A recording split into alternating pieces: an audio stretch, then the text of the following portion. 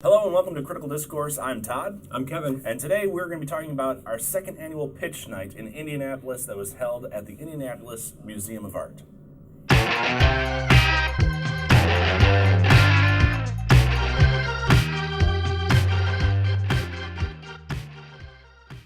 All right, last week we took you to Minneapolis for the fourth annual Pitch Night event there held at the Walker Art Center.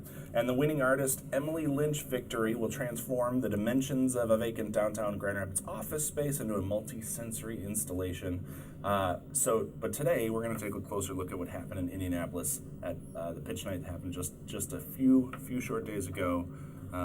South of town here. Yeah, the other Appalus. Catching everybody up to speed, Pitch Night, 5 artists, they pitch, they get 5 slides, 5 minutes to pitch before 5 judges to win $5,000 for one space in downtown Grand Rapids. The Indianapolis Pitch Night was based around the patio at 50 Monroe. So this is the former patio of the TGI Fridays that was downtown for many years. So you can see a few images here of what it looks like.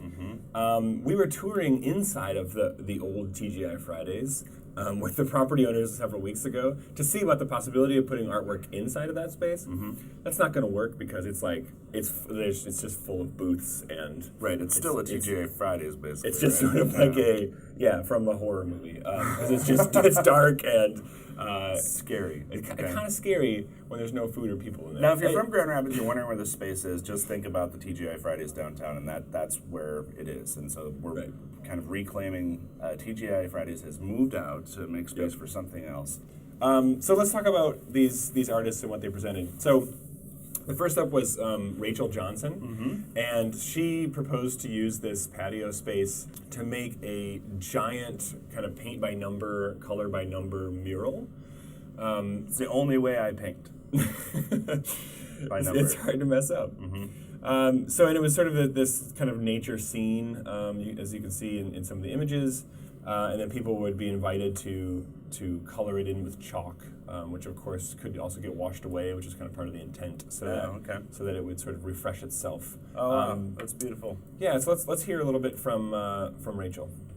So what I'm proposing is to create a giant paint by numbers in this space, only through individuals coming and filling in those shapes with colors can the image be revealed. I think this project would have been cool, but I couldn't help but think that the colors would be much less vibrant than what she has in her renderings, and that would make a big difference. Yeah. Well, the other thing, the rendering she shows people doing it properly. We know that people would screw it up. Yeah, there would be intentional kind of graffiti, or people would mess it up. Yeah. But maybe that would be an interesting twist on the project. Up next is a collaborative team, Owens and Crawley, Quincy Owens and Luke Crawley. It's a good name. Sounds like they want a bagel shop. Yeah, they should. Yeah. These guys have been in ArtPrize several times, and so you may have seen their work around in the past. I really loved this project. So what they proposed doing is making a bigger version of an existing sculpture. So they were able to show some video of how this sculpture works, but they were going to make kind of a larger version of it. It's called It Takes More Than One or Two, and basically it's a enormous, chaotic, collaborative musical instrument. But I thought it was really great. I really loved this project. Here you can see them talking about it and showing some video.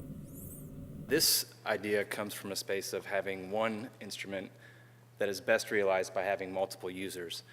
And so the more people that are playing the instrument, the better it's going to sound and the more activated it's going to be.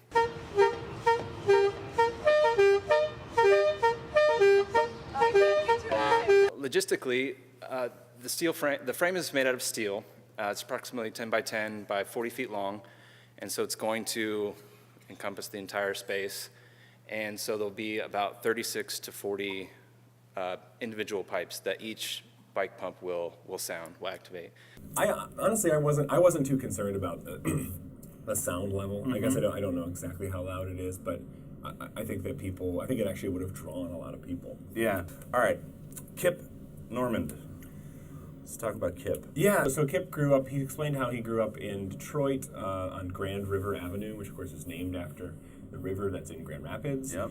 And he talked a lot about his own practice as an artist and the way that he collects sort of warehouse after warehouse full of junk and antiques and things like that, and then makes these elaborate installations. And this was an interesting pitch because he honestly didn't get very specific with what he was going to make, but it was still very convincing. It was like he did a good job of kind of like winning over, I think, the audience and the judges that he was going to do something really remarkable. But he probably needs that flexibility. Like he's making decisions while he's installing to see how certain objects are going to fit together and if they can actually be built up. Right. Yeah. This is the kind of artwork that you can't make like a CAD drawing and then just fabricate it. Like it's all about that intricate kind of assembly process. Sure. So let's hear from what Kip has to say about his giant pile of trash. What I'm proposing for the triumphal entry incorporates all of those things. It will be a tremendous pile of broken and decrepit furniture. The sort of furniture that you find at yard sales and thrift stores, much of it, I'm sure, was made in Grand Rapids. I'm going to make artistically arranged heaps of this furniture throughout the length of the patio, and it will be accentuated with cutouts of classical sculpture, some other wonderful bits that I find in the trash, like trumpet-playing Christmas angels, all of which will be dramatically lit, festooned with garlands of plastic thrift store flowers, and draped with Roman banners made from Katrina tarps and caution tape. Yes, what I am proposing is a giant pile of trash. Kip also has a really refreshing frankness to the way he talks about his own work. Yeah. And just calling it a pile of trash. Right. He sort of references the art historical terms that have been used to describe his kind of work, but he's also sort of much more direct about like I'm just collecting old junk and making cool stuff out of it. Which is really important because you lose. I lose patience when artists will sort of refuse to just say what it is. Do the first step of like this is a painting of a giant nail made out of nails. Like that's what it is. Instead they're like, no, it's it's referencing the pierced soul in all of us. Yeah, right. Like it can't all be subtext. Like it has to. There is just like a thing. It helps to be able to talk about the thing. All right, number 4, Lisa Sears. Let's talk about Lisa.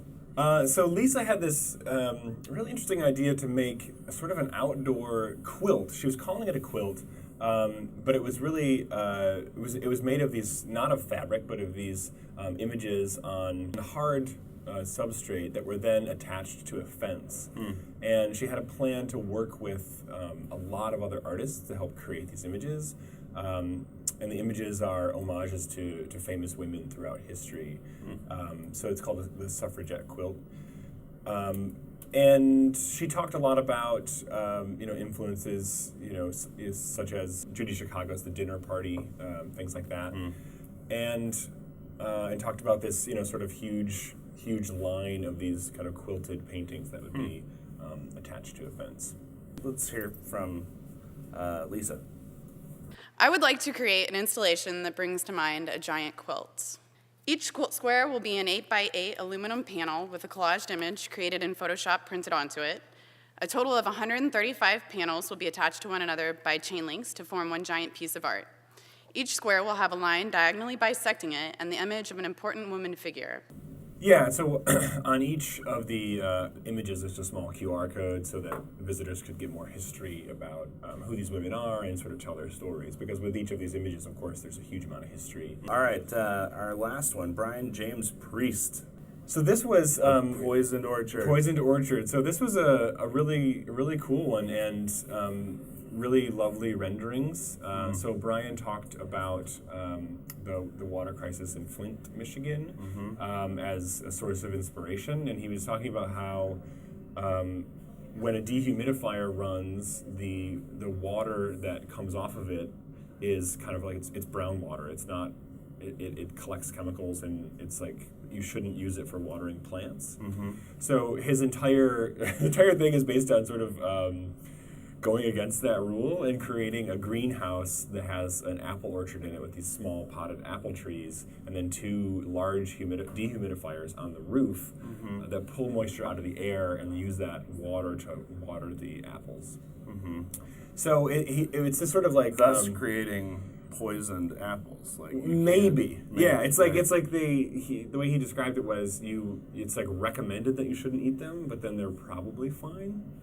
So it's just it's this sort of like which is I mean that's what you get like when you eat unhealthy food, like knowingly eating unhealthy food. It's like that. It's like you probably can eat this, just don't do it every day.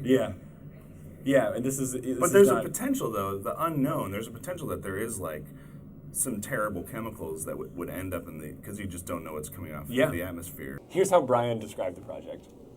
If you look at the structure of it, it's basically a greenhouse that is run by 2 dehumidifier filters that bring in water from the air and then filter through the metallic coils that then water the plants. Technically, you're not supposed to do edible plants with a dehumidifier water because it's considered gray water because it runs through those metallic coils to the evaporator. It slowly builds up bacteria within the fruit of the greenhouse. Fascinating. And the winner of Pitch Night Indianapolis after those 5 amazing proposals is Kip Normand with the giant pile of trash that's going to be coming. Yes, that's not the actual name. It's the name of it is what? Triumphal Entry. Triumphal Entry. Yeah. Into 50 Monroe, the site of the former TGI Fridays, right in the heart of ArtPrize. So Kip took home a $5,000 grant to make the dream of Triumphal Entry come to life right there, that guaranteed spot, and technically the last artist to connect at ArtPrize 8, right? For ArtPrize 8. The final one. That's the last person, so we can call connections for ArtPrize 8 completely closed. We know what the show is now that we have Kip in there. Pitch Night is part of a suite of ArtPrize granting programming totaling over $280,000 in 2016. We'd like to thank 21C Museum Hotels, Delta Airlines for sponsoring Pitch Night events, and then also for this in Indianapolis, the Indianapolis Museum of Art for being such kind and lovely hosts for the 2nd year in a row. That's all we have for Pitch Night this year. Kevin, what'd you think overall Pitch Night programs? It was great. It's good fun. Good fun traveling around. Great proposals. Make sure you check them all out at ArtPrize this year.